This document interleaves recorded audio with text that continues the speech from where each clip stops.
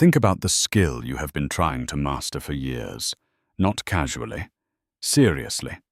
The one you have spent real time on, bought courses for, watched videos about, practiced until you were convinced you were progressing, and still feel, in the quiet honesty of private moments, that you are nowhere near where you should be. You tell yourself you need more time, a better method, the right teacher. You tell yourself the people who have mastered it must have some advantage you lack, a natural gift, a better starting point, a brain that absorbs this particular thing more easily than yours.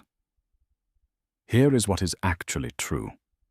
You have not failed because you lack talent.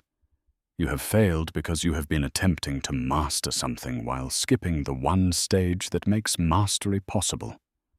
And no one told you this stage existed. Not your school, not any course you have purchased, not any video you have watched about learning faster, or thinking better, or becoming more disciplined. The samurai of feudal Japan understood something about the architecture of mastery that the modern world has almost entirely forgotten. They encoded it in 3 syllables. Shu, ha, ri, obey, break, transcend. 3 stages, 1 destination, and a law that every master who has ever lived has followed, whether they knew it or not. By the end of this video, you will understand exactly which stage you are actually in, exactly why you have been failing to move forward, and exactly what the first step of the correct path looks like. Not theoretically, specifically. But there is something waiting in this story that will be uncomfortable to hear. Something your ego has been protecting you from knowing. If you can sit with that discomfort, rather than click away from it, stay. Subscribe to this channel if this is the kind of content that finds you where you actually are. Leave a like and let me know in the comments which skill you have been trying to master. And when you finish this video, write this in the comments: I obey before I create. Not yet. First, Yamato. He was 16 years old and had been training for a full year. Not casually, with genuine commitment. Every morning before sunrise, in the clearing at the edge of his village, Yamato practiced what he had seen the samurai do when they rode past on the dusty road. Horizontal strikes, vertical slashes, the footwork he had memorized from watching duels. The stances described in the old manuscripts he had tracked down and memorized. He was not lazy. He was not undisciplined. A year passed. Nothing changed. His sword still felt heavy in the wrong way. Not the weight of strength, but the weight of something unmastered. His movements were stiff when they should have been fluid. The technique that had looked effortless in the men he admired remained awkward in his hands, regardless of how many times he repeated it. He had filled his mind with theory. He could name the classical techniques, recite passages from the texts. But when he picked up the sword, everything disappeared. He was experiencing the gap between understanding and instinct. He knew the technique. His body did not. And nobody had ever shown him that the bridge between the two required something specific, something he had been entirely skipping. On an afternoon at the edge of the forest, a voice broke his practice. Your feet are wrong. Your posture is wrong. Your breathing is wrong. Everything you are doing is wrong. He turned. An older man, grey hair tied back, weathered skin marked with the scarring of real rather than practice encounters. 2 swords at his belt. Shame arrived immediately. A year of effort, and a stranger had identified its entire failure in 1 sentence. I am learning on my own, Yamato said. I have no master. The samurai circled him slowly, examining not the technique, but the person executing it, the way a craftsman examines a tool before deciding whether it is worth working with. How long have you been training? 1 year, sir. And have you improved? Silence, because the honest answer was no. The master took Yamato's wooden sword, examined it briefly, and returned it. Do you know what you have actually been doing for this year? Yamato said nothing. You have been perfecting your mistakes. Every repetition of a wrong movement teaches your body how to perform that wrong movement with increasing efficiency. A year of this, and you have not built a foundation for mastery. You have built a monument to your own errors. Yamato felt those words the way you feel something true that has been waiting to be said. Then how do I correct it? You begin with Shuhari, the master said. 3 stages: Shu, obey; Ha, break; Ri, transcend.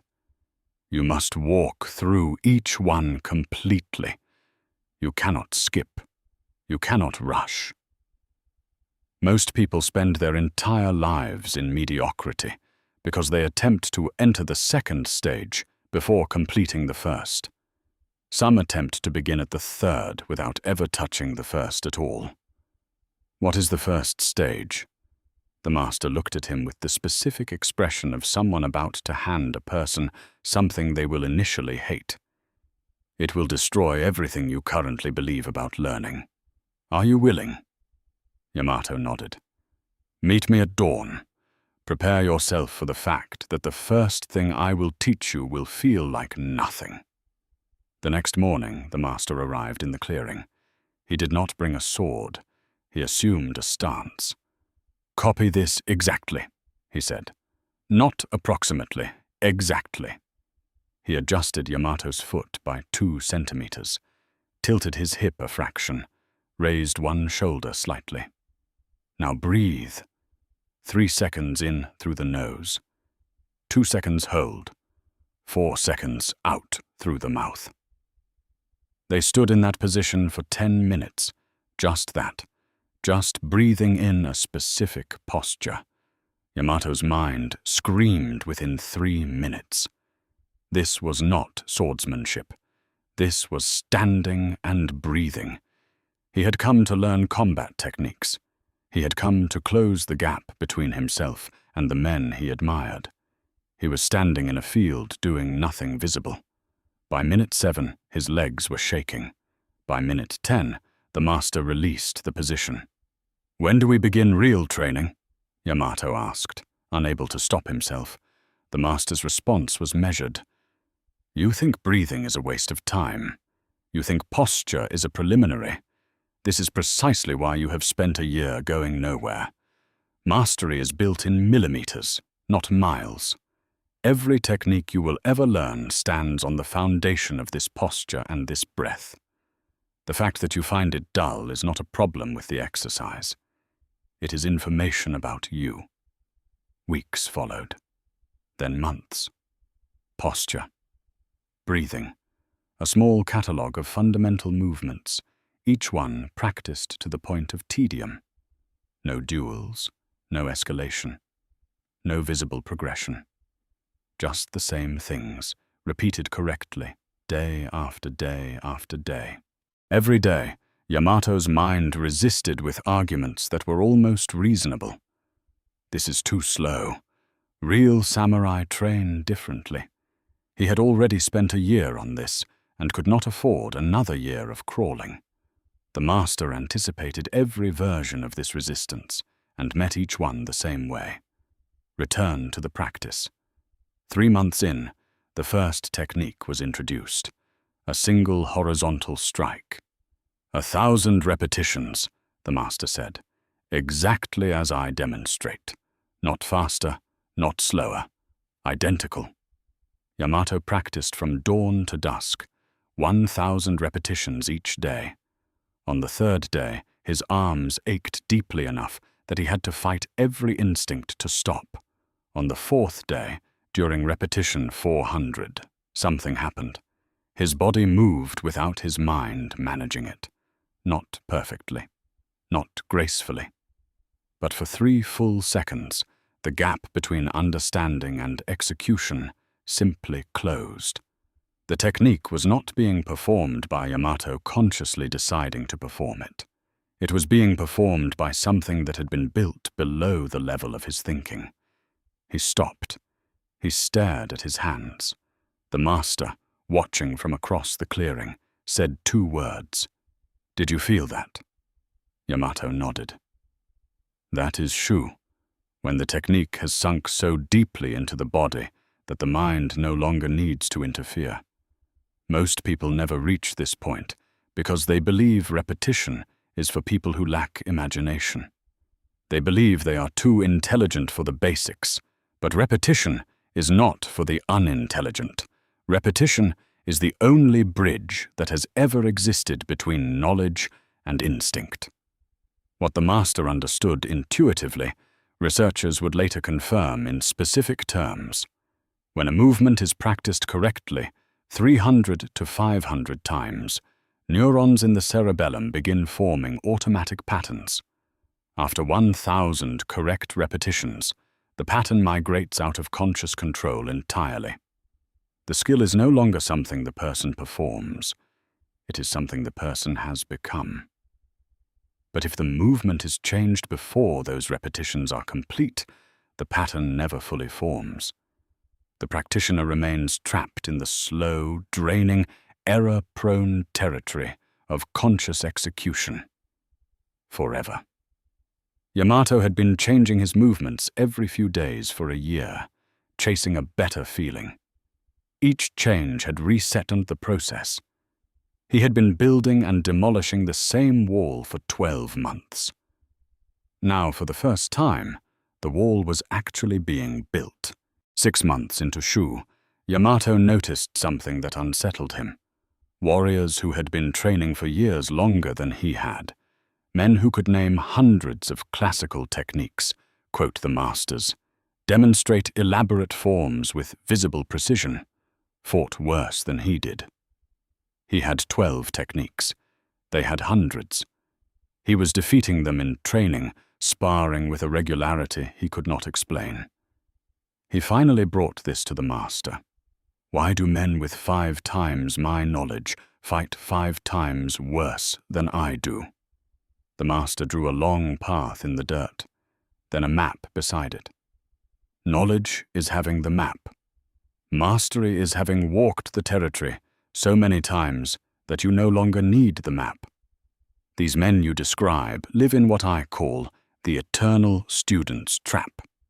They collect techniques the way a child collects stones, each one acquired before the previous one has been fully examined.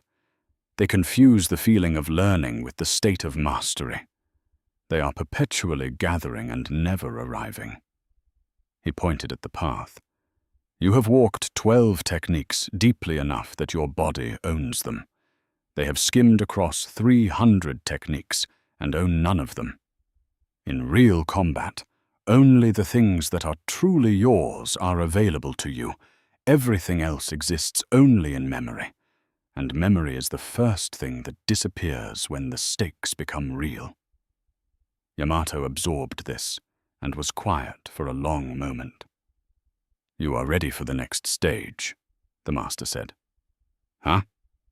Ha. The master paused. But first I must warn you about the most dangerous misunderstanding in the entire teaching of Shuhari. Most students who hear about Ha believe it means permission to do whatever they want. To be creative, to improvise, to break the rules because they are tired of following them. They use Ha as a word that justifies stopping Shu early. This is not Ha.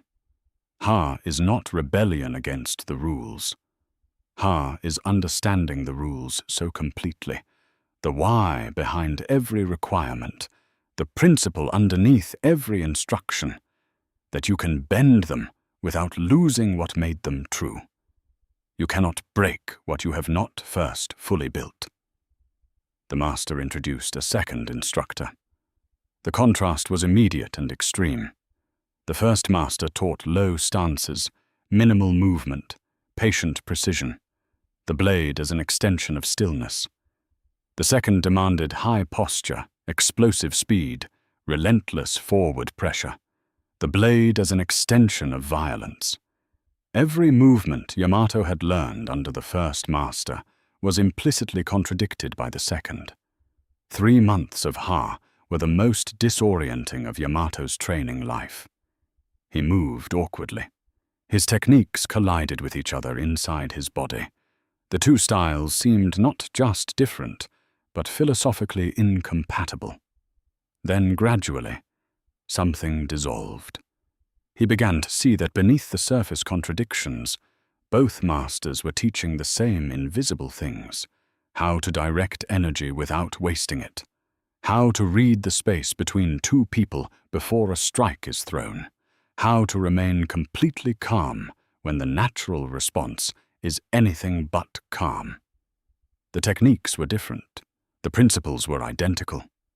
One afternoon, responding to an attack during sparring, Yamato used his first master's grounded stance to absorb the incoming force, and then countered with the second master's explosive drive forward. The two movements merged seamlessly. Neither technique existed alone in that moment. Something third had emerged from their combination. Both masters were watching. Neither spoke for several seconds. "What was that?" the second master asked finally. "I do not know," Yamato said. "It felt right." The first master nodded slowly. "Ha is complete. You no longer follow blindly. You no longer rebel without foundation. You adapt with wisdom. You have understood the why." Then his tone changed. "And this is where almost everyone stops." Yamato waited. 99 people out of every 100 reach this stage and believe they have arrived. They can combine techniques, create variations, invent their own forms. They feel like masters. They look like masters to anyone who has not yet reached this stage themselves. But look carefully at what Ha actually is. He drew a circle in the dirt, then another, slightly larger. In Shu, you were inside this small circle, the rules I placed on you. In Ha, you have expanded the circle. You move with more freedom. You create within a larger space. But you are still inside a circle. You are still defined by the techniques you know, even when you rearrange them. The circle has grown.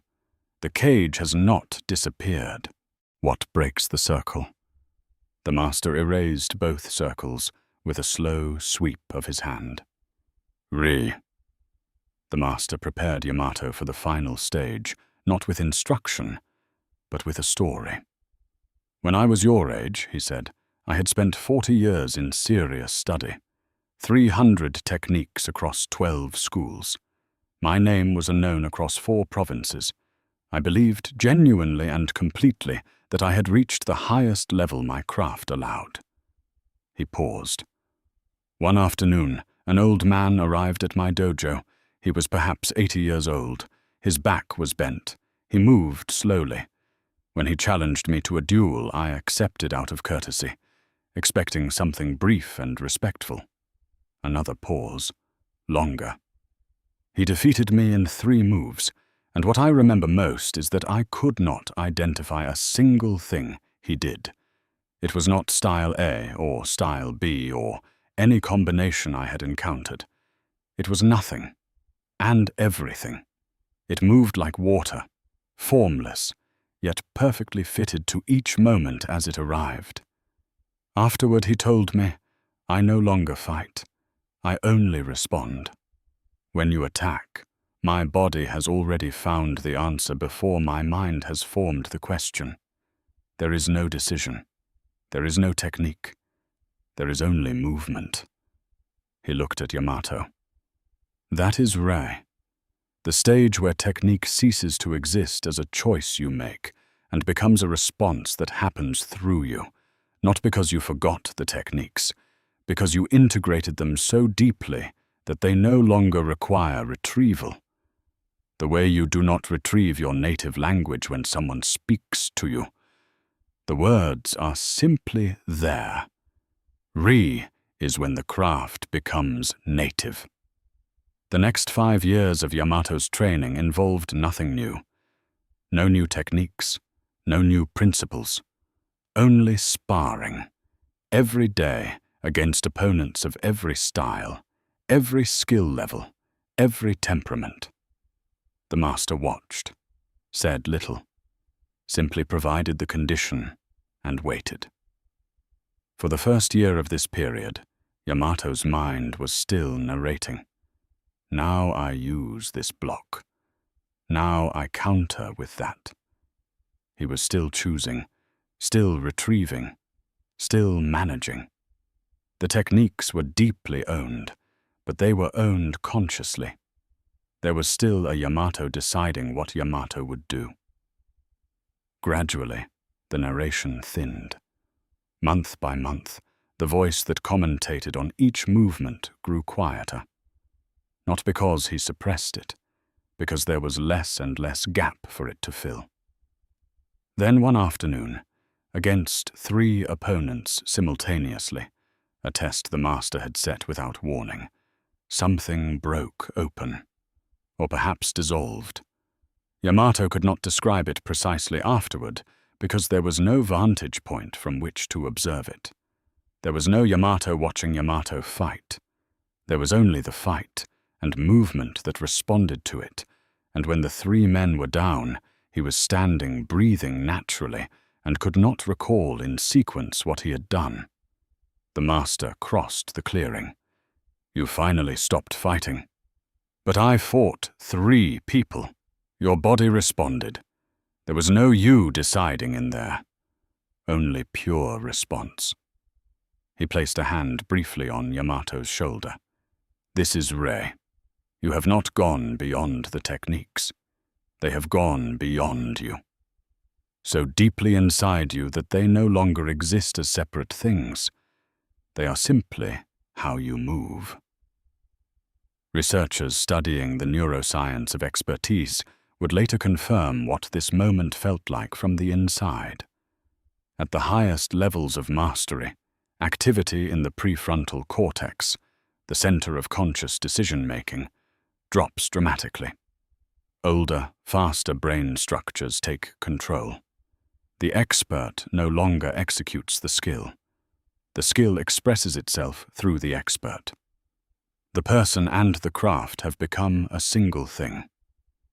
Yamato had reached the stage where that single thing expressed itself without any remaining distance between intention and action. Years passed. Yamato became a teacher. Students traveled from distant provinces to train under him. They all asked the same question within the first days. Master, how many techniques do you know? He always gave the same answer. None and all. It confused them. They wanted lists, progressions, numbered steps. They wanted to count what they would learn in a given month and measure whether the investment of time was returning value at an acceptable rate.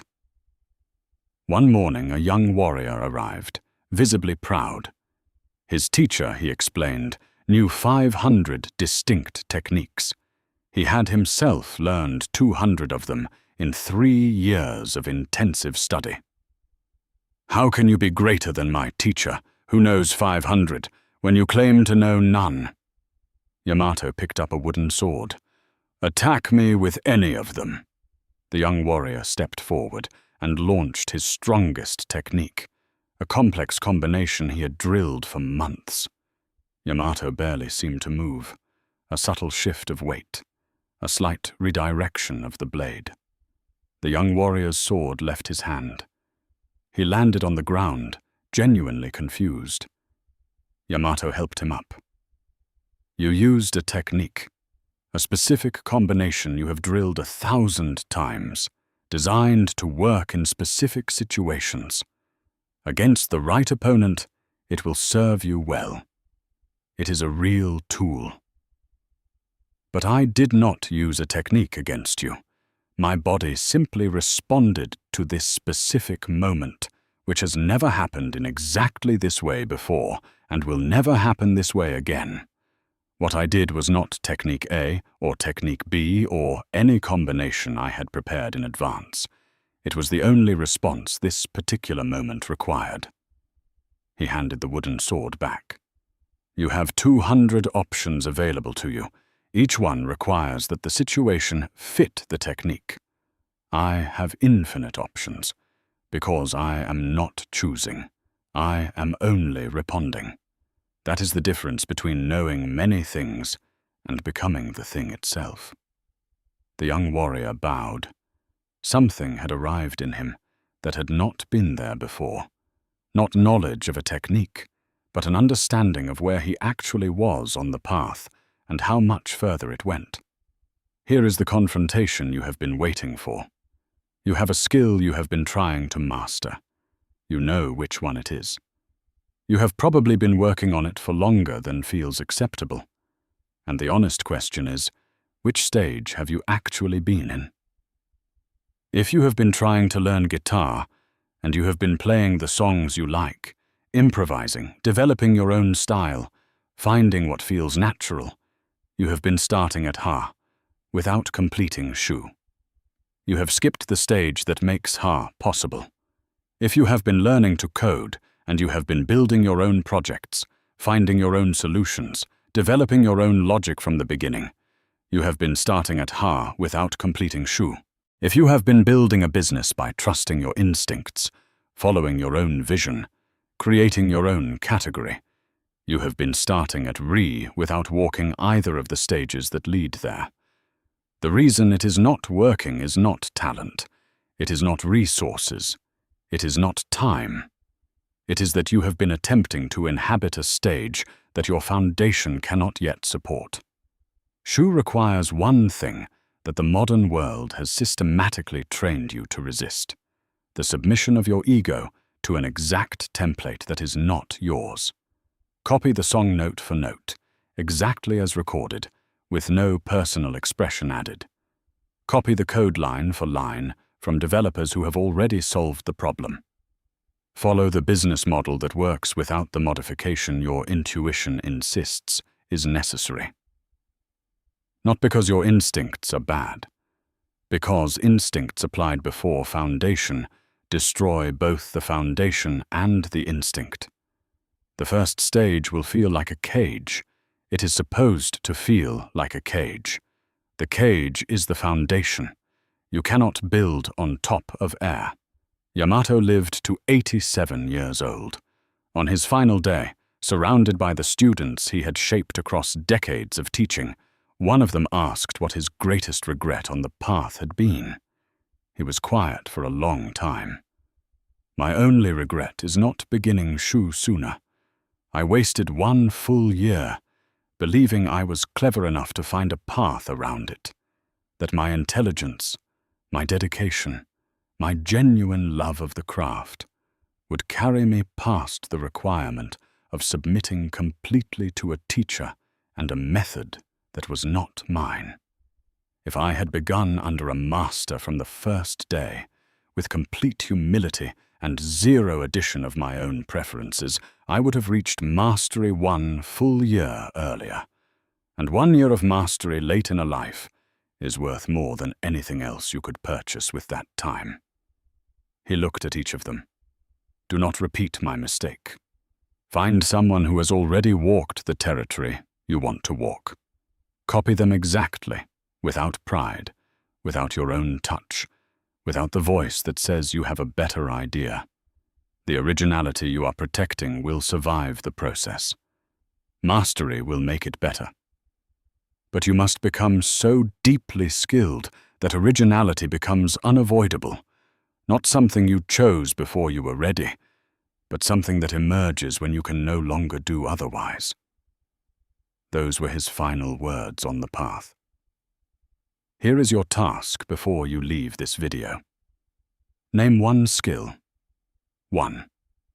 The one that, if you genuinely mastered it over the next 3 years, would change the shape of your life.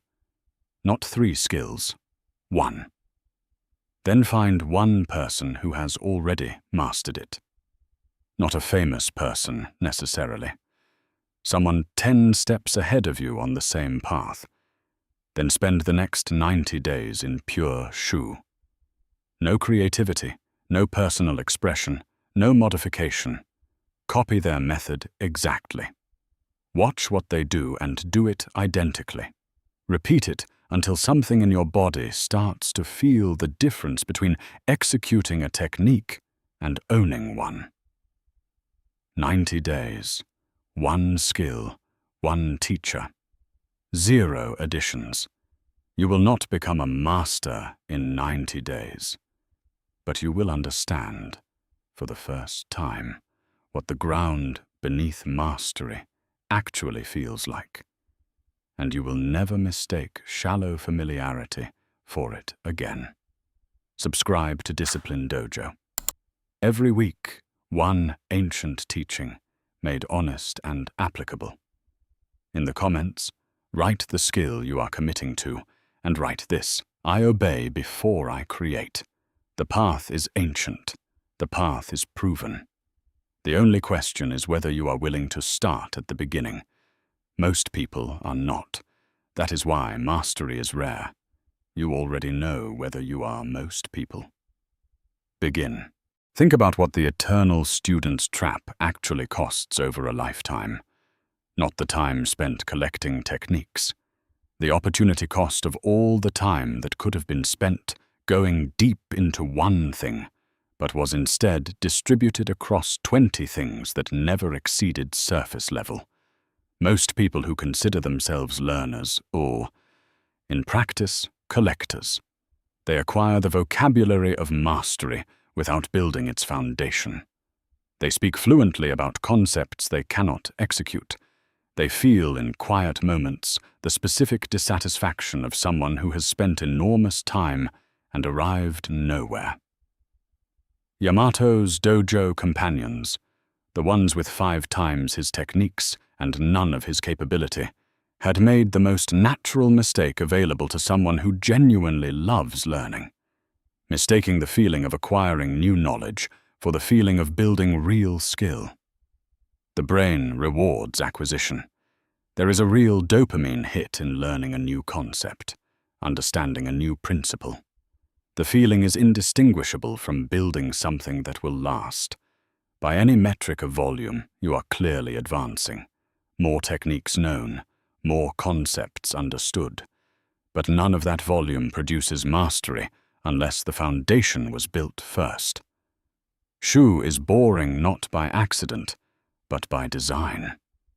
The boredom is the mechanism. If Shu were exciting, the ego would engage with it on the wrong terms, trying to perform it, trying to optimize it, trying to express something through it. The boredom strips all of that away. What remains eventually is the specific and unglamorous act of building something permanent inside the body through sheer repetition. That permanent thing is the only foundation mastery has ever stood on. There is one more thing that needs to be said about Re before this story ends. Re is not a destination. It is a direction. Most people hear about Re and construct it as a fixed endpoint, a permanent state of mastery that, once reached, no longer requires the path that produced it. Yamato would have disagreed in the specific way only someone who has walked the territory can disagree with a map. The masters he observed in his later years, including the 80-year-old man whose defeat of his own teacher had defined what Re actually was, did not rest in Re as a permanent state. They returned, not to ignorance, but to the same daily practice of the fundamental movements that had built everything. They woke before dawn and practiced the same basic forms they had practiced for 50 years, not to maintain something built, but because the practice had become inseparable from who they were. Mastery does not end the practice. It redefines what the practice is for. When your craft finally expresses itself through you, you do not stop. You return to the beginning. But it looks entirely different. The same basic movements carry depth they could not have carried when you first encountered them. The fundamentals are bottomless. Every return reveals something invisible before. The path does not end. It only transforms.